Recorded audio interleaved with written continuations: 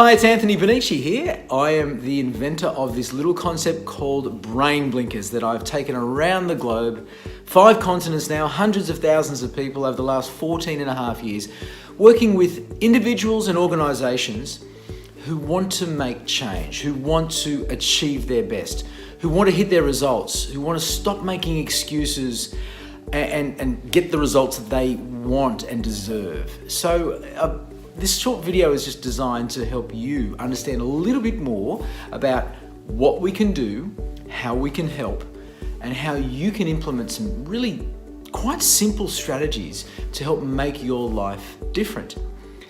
So it all began, the beginning of 2005 when I started the business with this idea based on behavioral psychology that helps people realize their potential through understanding what holds them back. And I went through a number of iterations of this particular topic, calling it mental barriers to high performance, but really ending on the name brain blinkers, meaning what are the barriers that we hold, as such the blinkers that stop us from seeing what's available. And I use the analogy, as you can see in the logo, of horse blinkers or horse blinders for those of you from the US, where they're designed to help the horse focus on what they need to do, which is move ahead very quickly and not to be distracted by what's around them. And of course that notion works really well for short periods of focus. And we have metaphorical brain blinkers on when we focus on a particular task. Say we've got to finish an assignment and we've got 2 hours, we get into our study or we sit at our desk and we just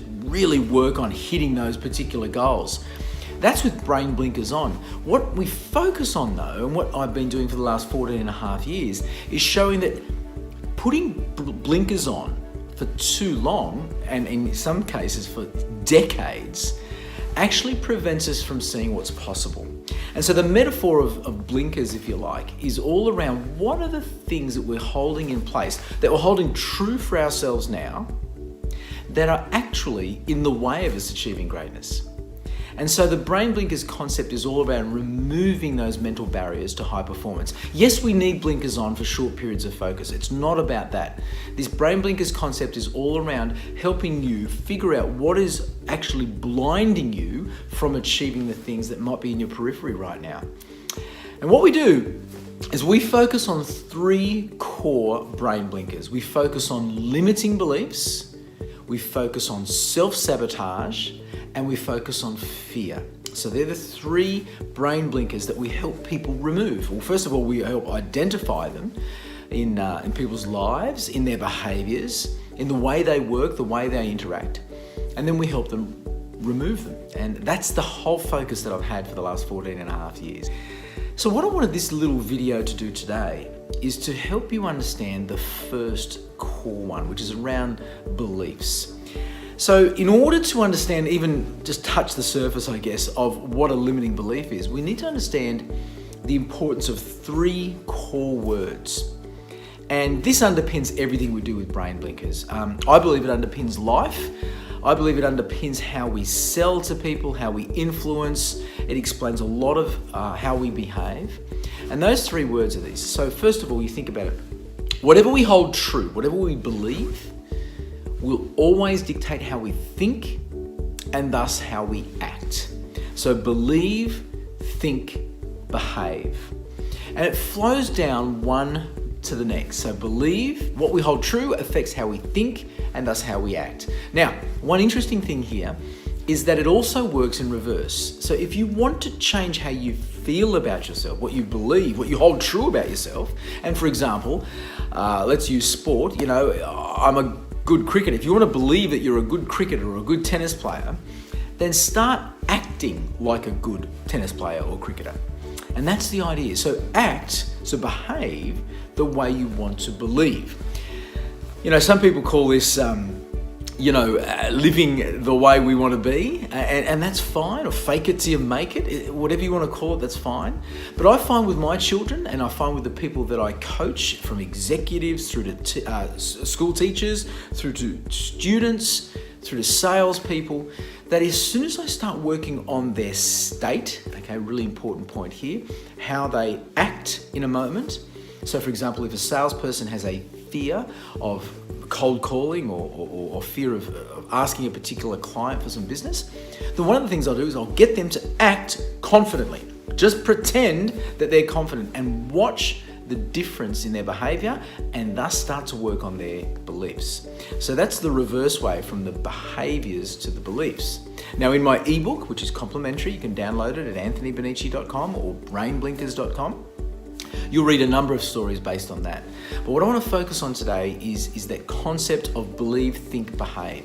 So the mandate is this: in order to change a behavior, the short-term approach is to modify the behavior. So for example, with road rage, for example, if we want to be less angry on the road, one way is to say, hey, I'll be more patient. That's focusing on the behavior, and you know what? Long term, it doesn't reap much reward. It may help in the short term if you're really, really disciplined, but a more clever way to approach it is to go back to the belief that drives the behavior, pardon the pun. So with road rage, what I found in all my experience around the world, it comes down to a fundamental belief. And it may surprise you. So for me, I use me as an example here because I was a really, really bad road rager. I used to get really upset on the road. And I used to think to myself, I'm aware that I'm getting angry on the road, so I know my behavior. So I'll just try and be more patient. And it didn't work very much for me. And I remember reading the psychology texts and thinking, well, I've got to go back to what I hold true. What do I hold true about driving? And my limiting belief was people should drive like me. So I used to get really upset when people weren't indicating or being rude on the road. And we can talk about road rage for a long, long time here. But I want to bring this point to you, and it's a reframe. It's a different way of thinking about it. If you want to be less angry on the road, one of the ways to do that is to go back to the belief that is driving your behavior. And for me, about 15 years ago, I realized that I was expecting everyone to drive like me. Now, in my books now, that's crazy talk. That's asinine. Why would I even begin to entertain the belief that everyone in the world should drive exactly like me? So my new belief, a better belief if you like, is that people drive like they do. I don't control them. I choose only to influence or affect how I drive, how I choose to drive. And since doing that, I have changed the level of anger I have on the road. I used to be really bad, maybe a 9 or a 10 out of 10, and now I might be a 3 or a 4. Do I get a little annoyed with people? Sure, I'm human, but I really don't get as viscerally angry as I used to. The message? Go back to the belief that drives the behavior. This is the really underlying point underneath our Brain Blinkers concept here, and will point towards how to identify your own limiting beliefs. For me, on the topic of road rage, my limiting belief was I believe people should drive like me. So I've modified that belief and it has changed my behavior. Believe, think, behave.